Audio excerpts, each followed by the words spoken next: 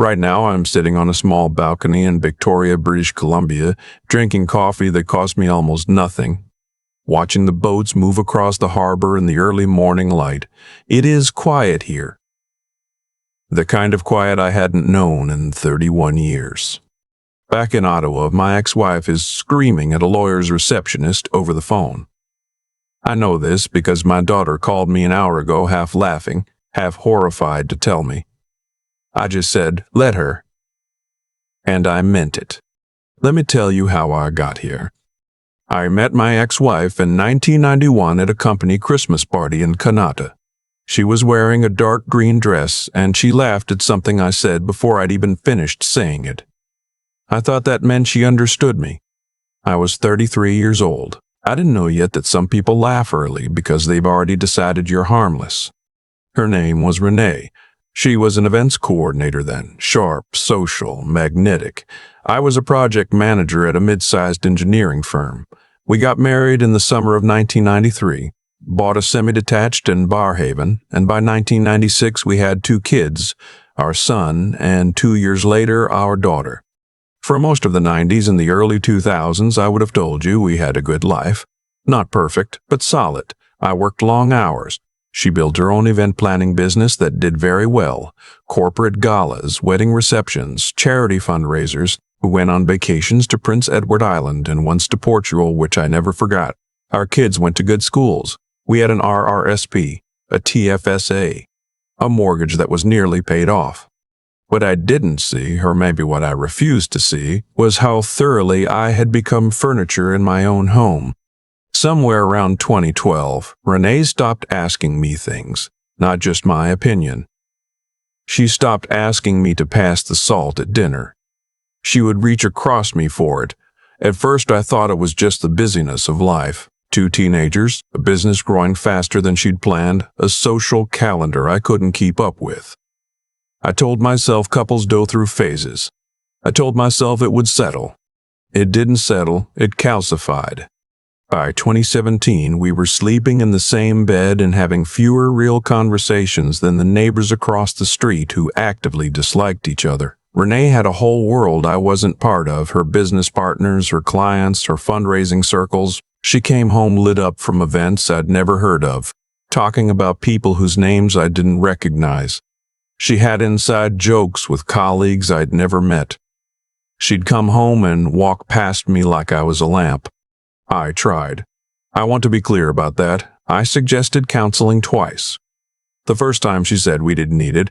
The second time she said maybe, and then never brought it up again and changed the subject so smoothly I almost didn't notice. I signed us up for a cooking class, thinking a shared activity might help. She came twice, then said she was too busy. I started leaving work earlier to make dinners.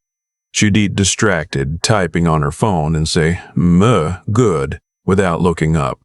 In 2019, I had a health scare. Nothing ultimately serious, but I spent 4 days in the Ottawa General with a cardiac event. What turned out to be a severe arrhythmia, not a heart attack, though it felt like one at 2 in the morning. Renee came to the hospital the first day. She sat for about 40 minutes, then said she had a client gala she couldn't reschedule. She kissed me on the forehead, the way you kiss someone you've already mentally left, and walked out. My daughter was there every morning before school. She brought me crossword puzzles and sat with her feet up on the chair beside my bed and didn't try to fill the silence with false reassurance. She was 19 then. She understood more than she should have had to. My son-in-law looked me in the eye of my staperceptress, me in the eye of my tame minds, on the third day for about 20 minutes. He spent most of it on his phone. On his way out, he said, "You're going to be fine, Dad." I think he believed that. I think he'd just already organized the world into people who were capable and people who were fragile, and somewhere along the way he'd put me in the second category. When I'd got home from the hospital, I sat in the kitchen for a long time after Renee had gone to bed. I remember looking at the light above the stove that we'd been meaning to replace for 3 years, still flickering. I thought, when did I stop mattering enough for someone to change a light bulb? That was the night I started asking myself the real question. Not, how do I fix this marriage? I'd already spent years on that question. The real question was, do I want to survive this or do I want to actually live? The difference is enormous. I know that now. We separated in the spring of 2021. It was quiet as these things go. No one threw anything. Renee was almost businesslike about it, which told me everything I hadn't admitted to myself before. She was not surprised. She had clearly been waiting for this to become official for a long time. The divorce was finalized in February 2022. I was 63 years old. I want to stop here and tell you something about what that age feels like when you're starting over, because people don't talk about it honestly. You're not young enough that anyone finds your reinvention charming. People your age look at you with the kind of pity they're trying to disguise as encouragement. Younger people don't see you at all. You have to be very deliberate about deciding not to care about any of that. It takes practice.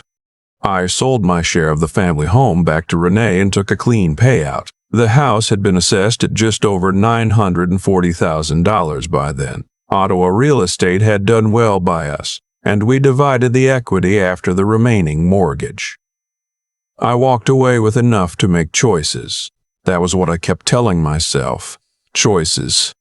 I spent the spring of 2022 in a furnished rental in Centretown, eating sandwiches and reading things I'd been meaning to read for a decade, and taking long walks along the canal. I was retired by then. I'd stepped away from the firm 2 years earlier, just before the separation. I had my pension, my savings, my CPP coming in a few years. The math worked. What I was really doing during those months was giving myself permission to want something different. My son called me in April. He'd been in touch sporadically since the separation. Polite texts, the occasional Sunday call. This time he called to tell me that his mother was seeing someone. He told me this with a kind of careful neutrality that I recognized as the tone of someone who'd practiced the conversation. I said thank you for telling me, and I meant it. I genuinely did not feel the thing I was perhaps supposed to feel. I felt something more like, of course. Then he told me the man's name and what he did.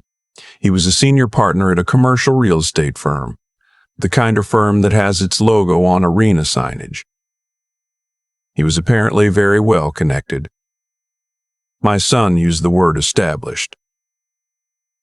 Then he paused and said, "He's doing really well, Dad. He's at a different level." I stayed quiet for a moment. He added, "I just mean he can offer Mom things. Stability, you know." I said, "I built a stable home for your mother and for you for 28 years. He said, "I know, I'm not saying you didn't." But he was saying that, just not in those words. I hung up and I sat with it for a while. I want to be honest, it hurt. Not because I wanted Renee back. I hadn't wanted that for years. It hurt because my own son had looked at me and seen someone who hadn't measured up. And it hurt because some part of me wondered, in that dark, quiet way you don't say out loud, if he was right. But only for a while. I booked a flight to Victoria for May long weekend. I'd been there once in my 30s for a conference and never stopped thinking about it. Something about the light there, the way the air smells of salt and cedar, the pace of it. I stayed in a small hotel near Beacon Hill Park, rented a bicycle, and spent 4 days doing almost nothing. On the third morning, I sat outside a cafe on Cook Street and talked for 2 hours with the man at the next table, a recently retired marine biologist who was writing a book about coastal ecosystems. He was funny and sharp and had absolutely no interest in impressing anyone. I thought, this is a life I haven't tried yet. I started doing the math in the Victoria Airport on the way home. A 1-bedroom apartment in Fairfield, a quiet neighborhood in Victoria not far from the ocean, was running roughly $1,850 a month at the time. Groceries, transit, a car I probably didn't really need, another $1,400 or so. Healthcare covered provincially, modest social life, coffee, books, the occasional dinner out. All told, I could live comfortably on under $3,500 a month. My pension and investments could handle that without touching the principal. I made the call in June. I gave notice on my Centretown rental in August. I was in Victoria by September. I will tell you something about starting over in a place where no one knows your previous life. It is terrifying for about 3 weeks, and then it is one of the most clarifying things you can do. I joined a hiking group that meets on Sunday mornings and walks the trails around Mount Douglas. I started going to a Tuesday night reading group at a small bookshop on Fort Street. I found a cafe where the owner, a man from Newfoundland who'd lived in Victoria for decades, remembered my usual order by the third visit. These are small things. They add up to something. I was building a new life, quietly, practically on my own terms. In the meantime, Renee and her partner had gotten engaged. My daughter told me in November, matter-of-factly, the way she tells me most things. Direct, without editorial, letting me decide how to feel about it. I said good for her, and then I asked my daughter how she was doing, because I was more interested in that. My son, apparently, had been asked to be in the wedding party. He said yes.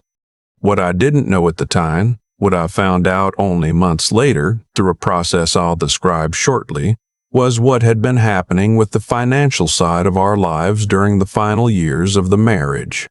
In 2019, the same year I was in the hospital, Renee had begun moving money.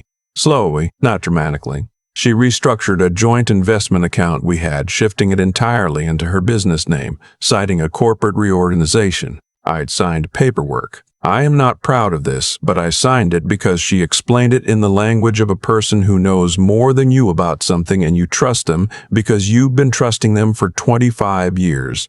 I signed it and forgot about it. The account had roughly $87,000 in it at that point. She also, I later learned, had begun diverting a portion of her business income into an account I wasn't named on and didn't know about. Her business had been doing well. Very well, in fact. Events planning had boomed in the mid-2010s. Corporate clients spending freely. But the income I saw, the amount that ever touched our joint household finances, had quietly plateaued. I'd noticed it vaguely, and she'd said something about reinvesting in the business, and I'd accepted that. I found out about this not through a lawyer or a private investigator, but through my daughter, who had been working part-time in her mother's business for 2 years by then, and had found certain records that didn't line up with what she knew of the household's finances. She is a careful, honest person. She came to me because she felt she had to. She sat across from me at a kitchen table in my apartment in Victoria. She'd flown out for a long weekend in March, and she put a printed spreadsheet on the table and said very quietly, "Dad, I think you need to look at this." I looked at it. I called a lawyer in Ottawa the following week. What followed over the next several months was the kind of process that is tedious and expensive and deeply unpleasant, but ultimately clarifying. The short version is this. There had been a failure to fully disclose during our divorce proceedings. The joint investment account restructuring was challenged. The undisclosed income was surfaced. It was not a clean story for Renee, legally speaking. I am not going to tell you exactly what the outcome was because I believe in privacy and also because the process involved my children and I won't litigate it publicly. What I will tell you is that the settlement was corrected, and that I was glad it was done properly, through lawyers, through the system, without rage or spectacle. My daughter asked me once during that period whether I was angry. I thought about it honestly before I answered. I said I was, but anger takes up space I need for other things now. She nodded. She understood. My son called me in the fall, about 2 weeks before his mother's wedding. The wedding was in Gatineau, a venue I recognized from a charity gala Renee had organized years earlier. He called to tell me that he'd heard about the legal process and that he hoped I wasn't trying to ruin things for his mother. He said it with a kind of rehearsed steadiness that told me he'd thought carefully about calling at all. I listened. I let him finish. Then I said, "I'm not trying to ruin anything. I'm trying to correct something that wasn't right." He was quiet. I said, "You told me last spring that that man could offer your mother stability, that he was at a different level. I didn't argue with you then, and I'm not arguing now. But I want you to think about what you said and what it tells you about how you see me." Another silence. He said very quietly, and didn't mean it the way it sounded. I said, "I know, but it's worth thinking about." We didn't speak again for about 6 weeks. The wedding happened. My daughter did not attend, which was her choice and one I did not influence. My son attended and was in the wedding party as planned. He called me the week after. He said the wedding had been beautiful.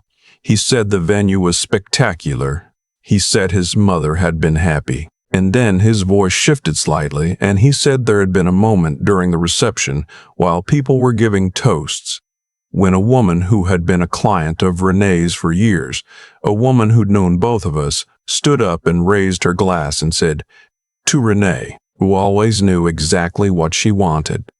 He said the room laughed warmly. He said his mother had smiled. And then he said he'd looked around the room and thought about his father sitting in a small apartment in Victoria, and for the first time he'd understood the whole sentence, not just the half he'd been hearing. He told me he left the reception early. He told me he'd sat in his car in the parking lot for almost an hour. And then he said, "Dad, I want to come see you." He flew out in November. We walked the Dallas Road waterfront on a gray afternoon, which is honestly one of the better places in the world to have a hard conversation, because the water doesn't care, and somehow that helps. We talked for a long time, not about blame. I wasn't interested in that, and neither was he by then.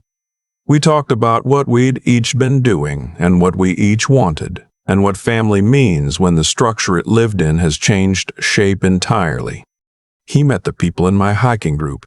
He seemed surprised that I had a life, which told me something about what he'd been imagining.